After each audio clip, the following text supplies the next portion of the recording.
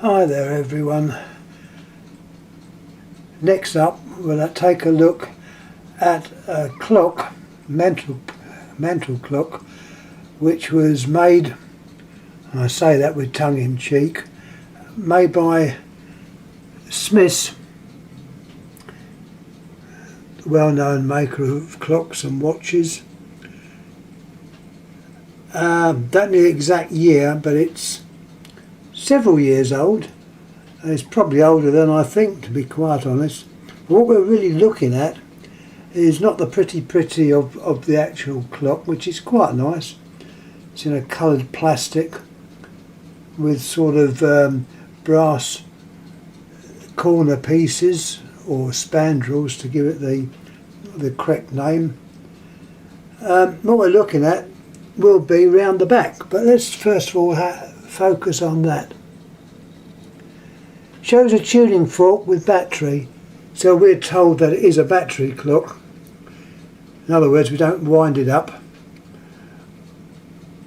Also note the second sweep, very steady. It's not jerky, it's a gentle sweep.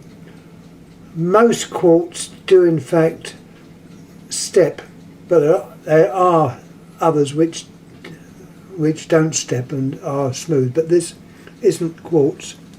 Let's have a look at the back. Before we turn around, I did say that it's got a tuning fork. That gives a clue. Now I'll turn him round. I've done it a bit different today. I haven't got the camera on a tripod, so excuse if it's a little bit not very good. The main thing is to have a look at the actual workings. There's the innards. I'll try and make it as clear as I can. Look right inside there, you'll see, and I'll point it out with this tool I've got. If you look, there is the actual tuning fork. It's a Bulova. Well, it's a Bulova licensed mechanism. Although the clock says made in England, it's a little bit of a porky, because this unit is Japanese, made by a company called Gecko. It's been licensed, as it says on there, which you can probably just see, licensed by Bulova. Bulova were well known for the Bulova watch, which once again used the tuning fork. The reason they use a tuning fork is that a tuning fork gives out a fixed frequency. It don't matter if you've just struck it or it's almost, vibrations have almost stopped, the note will be the same. And this clock uses the same principle. You have a circuit, can you show down there, you've got transistors.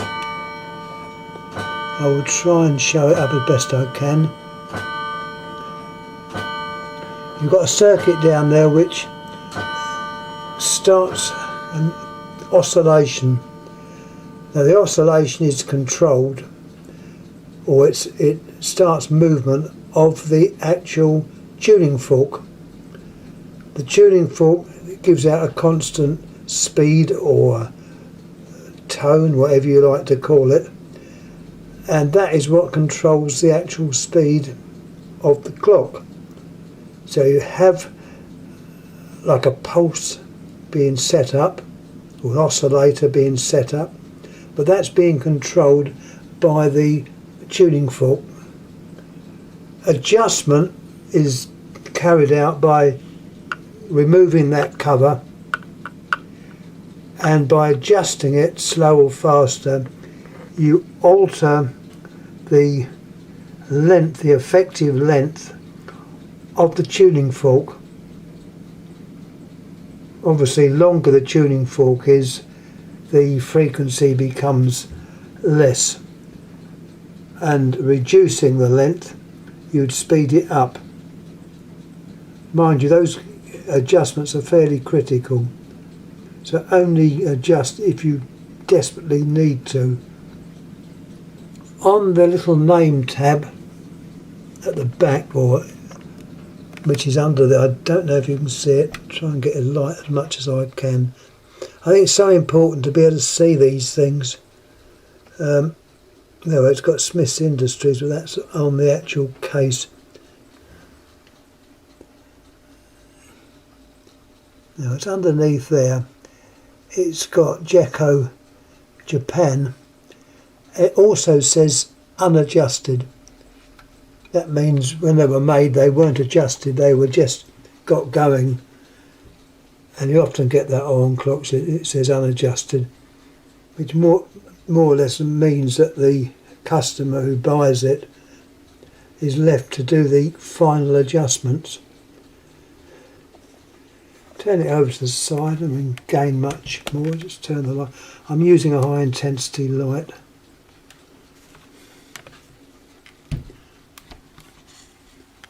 Try and see clearly as possible. There's one end not really showing that much, and the other end likewise.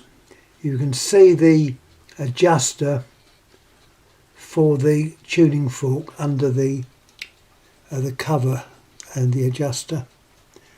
The little knob up the top there, the black one,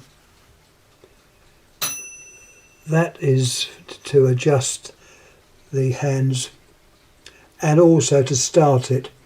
You pull it out and let it go, and that gives a kick onto the mechanism and it gets it going. Now if you look down,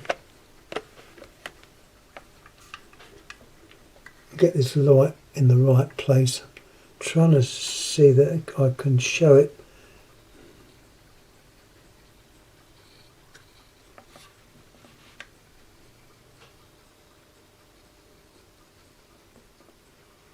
Still trying to get it in the right place.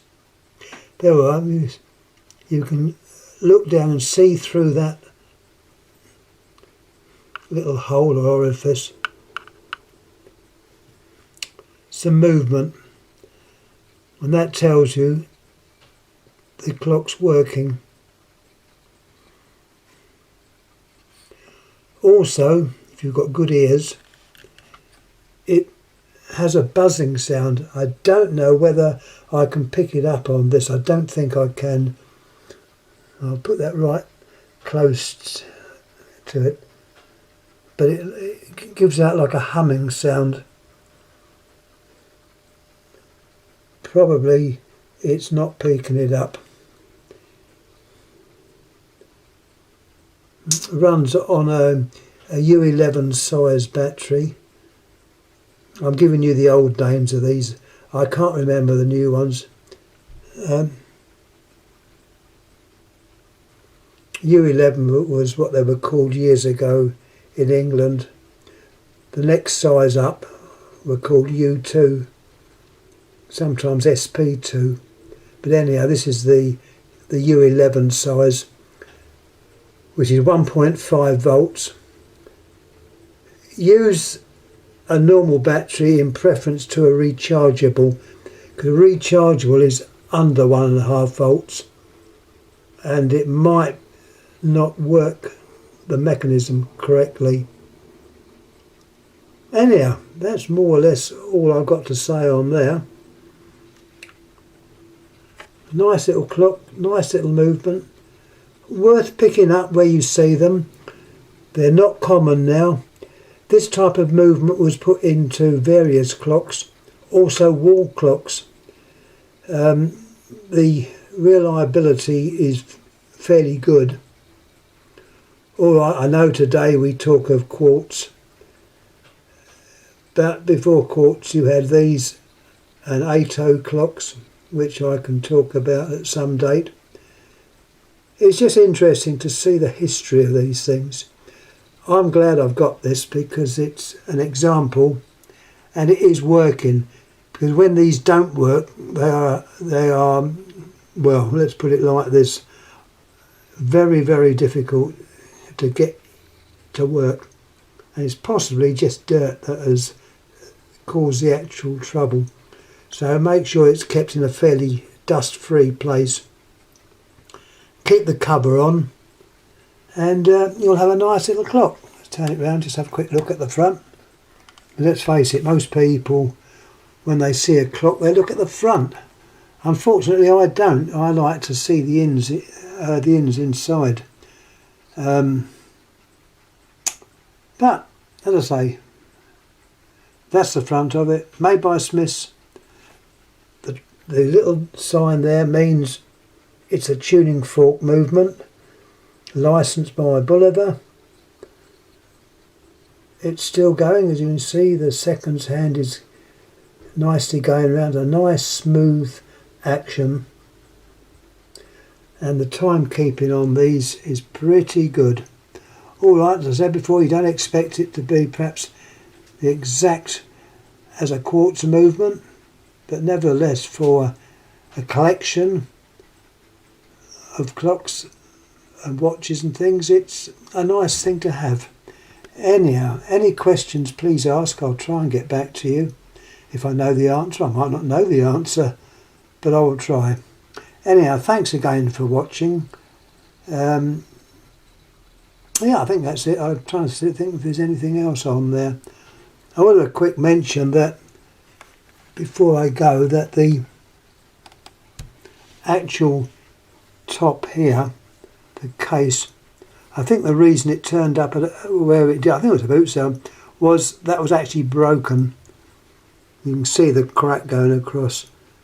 I stuck it back with a bit of araldite, which is handy stuff.